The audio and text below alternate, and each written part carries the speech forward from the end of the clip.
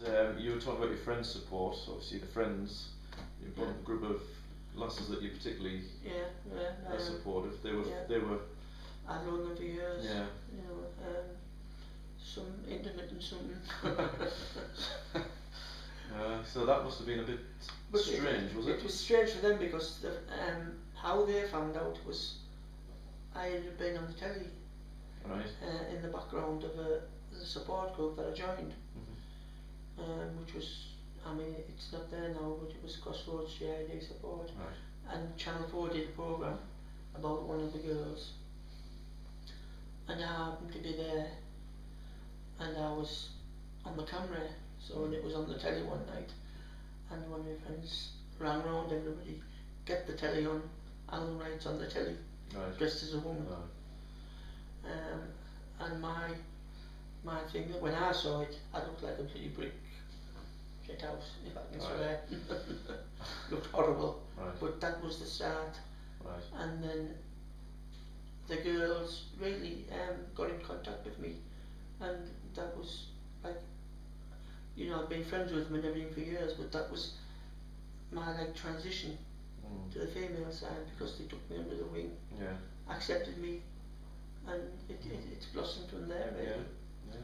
And they really have looked after me. And that's good. So the support thing is really important, and friendships and what have you. And I think that can be quite challenging when somebody is changing their identity dramatically. Yeah. In the eyes of. In the eyes of the loved ones and the friends. The loved ones. Yeah. And the other side of it, the girls that I've run with, I've known them all from school. Yeah. And really they've been, you know, for all some of them find it hard to call me Helen, or say she sometimes, say he. I've got to shrug that off, because they're not being nasty when they're saying it. It's just that they've known me as all my life, and they must find it hard. Yeah, it's habit, isn't it? Yeah. Yeah. So there's a bit of understanding and flexibility. You've got to have a bit of understanding. I suppose you know whether it's malicious or not. That's so right. if it's not malicious, no. That makes a big difference. Just and I mean, I make a laugh and joke about it. Well, you've got to. You know.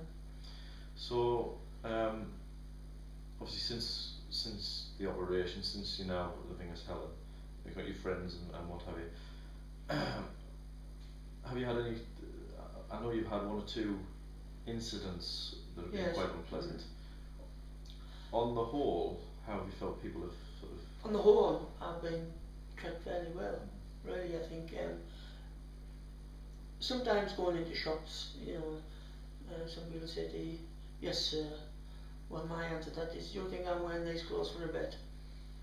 You know, and really, and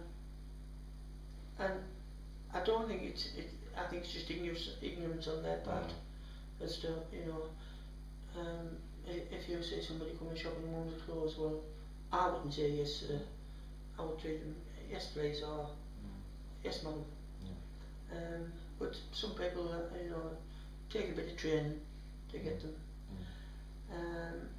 I've been called a few times in the street, but you're going to get that anyhow. You're going to get it. You've got to try and you've got to override all that, because there's no point in getting your back up and going confront them, because you might end up being a lawbreaker. Or come off worse. Or I know you've been. And I was attacked. Yeah. Once in the pub in Bishop Auckland. I was hit in the face with a bottle, just for standing at the bar. And this boy come up to me and said, "You're a bloke, you." And I said, "Am I?" Well, I said, "I might be more than the man that you'll ever be." And the next thing, I got a bottle in my face. And he was 21-year-old.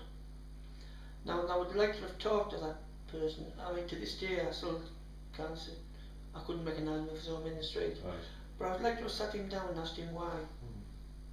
He might have deep down problems like me, like I had. You know, he could be going through the same, or something like. You don't know. But I would have liked to ask him as to why he did that. Yeah, because you know, you're saying that a lot of your friends, male and female, stuck with you, and when you think about where you're from, the northeast kind of, it's got an image, hasn't it? Yes, like it has. Pit Yes. Village kind of men are men, women are women, and never no between. Yeah. That's right. And yet you've got some real long-term friends, so people have accepted you. Yeah. And yet you get those odd incidents, and I know you part of it you do speaking, don't you, in relation to stuff, and you've done some speaking in prisons as well, with both staff and inmates. And I think it's just down to education in a way. It's making people aware of, you know, and I've had some good feedback on what I've done. I think I've helped anybody that's been transgender away, because I've been open about it, and I've talked about it, and I've made people aware about what it is. And I think that's done a lot of good.